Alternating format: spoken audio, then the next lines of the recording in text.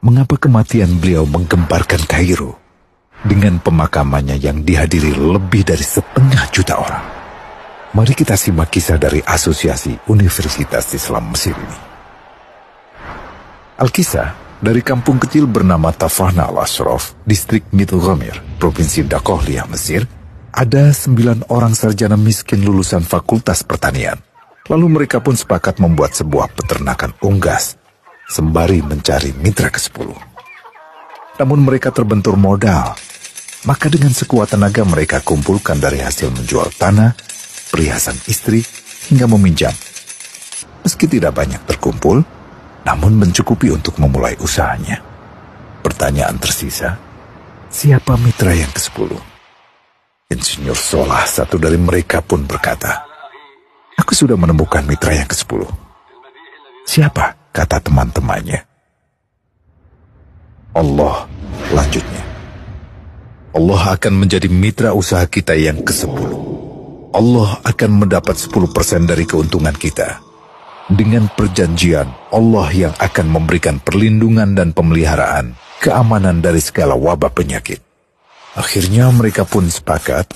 Kontrak kerjasama pun ditulis secara rinci dan dicatatkan ke notaris, lengkap dengan peran mitra ke-10 tersebut. Tak disangka, setelah 1 musim bisnis mereka langsung meroket, jauh dari yang dibayangkan sebelumnya.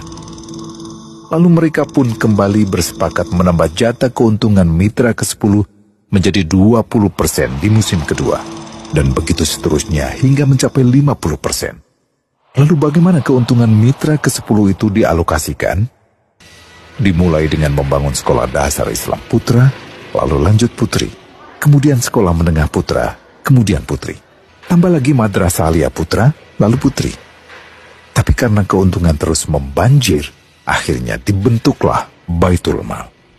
Dan mereka pun mengajukan ke pemerintah untuk membangun universitas di kampung. Awalnya ditolak dengan alasan tiadanya akses bagi para mahasiswa. Tak berapa lama mereka pun mengajukan pembangunan universitas lengkap dengan stasiun kereta beserta jalurnya dengan biaya mandiri. Akhirnya permintaan ini disetujui. Dan pertama dalam sejarah Mesir, berdirilah sebuah universitas di perkampungan kecil. Semakin berkembang, dibangun pula fakultas kedua, ketiga, keempat hingga asrama putri dengan kapasitas 600 kamar. Lalu asrama putra dengan 1.000 kamar. Tiket kereta api pun digratiskan untuk memudahkan transportasi menuju kampung tersebut. Tak cukup hanya itu, dibangun Baitul Mal berikutnya hingga hilang kemiskinan di daerah tersebut.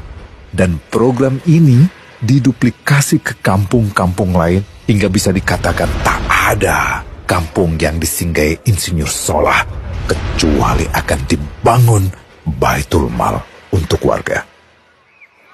Bantuan pun diberikan untuk fakir miskin dan para janda.